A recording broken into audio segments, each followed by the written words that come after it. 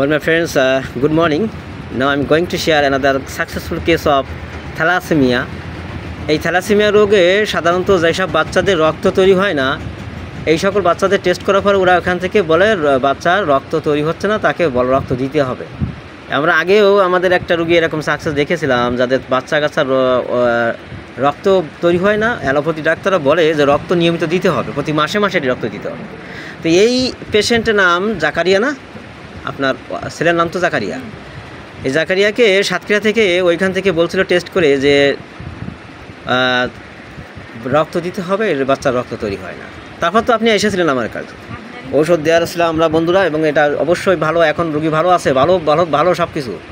আপনি আপনার বাপের বাড়ি ওখানে বলেছেন যে ভালো, সেই ওরা শুনে বলছে আমরা যাবো, মানে আপনার ছেলে দেখে মা ছেলে বলতেছে যে আমরা যাব।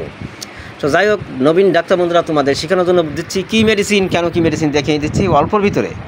একটা কথা না বলে নয়, অনেকে বলে কি যে কেস রেকর্ড, আমার একজন বলছিল যে কেস টেকিং আরও লম্বা হতে হবে, 3 পৃষ্ঠা 3-4 পৃষ্ঠা হতে হবে, 4 পৃষ্ঠা 3 পৃষ্ঠা লাগে না রে বাবু। কেস টেকিং যদি সঠিক করা যায়, অল্পের ভিতরে অর্গানাল বলছে যে গুরুত্বপূর্ণ স্ট্রং সিমটম তোমাকে তুলতে হবে খাতায়। তোমার ওই অবান্তর কথাগুলো খাতায় তোলার দরকার নেই। এই একটা কেস টেকিং মাত্র 7টা না 5টা কথা আমি সাজিয়েছিলাম মালা গাথার মতন, রোগী কিন্তু সুস্থ। দেখি কী ওষুধ দেওয়া হয়েছিল। এর থার্মালাইজেশনে হট পেশেন্ট 2+, থার্স্ট পিপাসা বেশি 2+, ডিজার ফর সল্ট। এখন কি লবণ খায় নাকি লবণ খায় না? এখন বন্ধ করে দিয়ে হয়েছে আমি বলার পর থেকে। And perspiration profuse, prefers bathing, irritable temperament, consolation aggravates, sodium chloride, নাটামি 2C আর নাটামি 1M। রোগ আউট।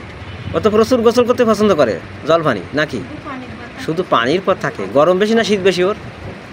গরম বেশি, ঘাম বিস্তর ঘাম।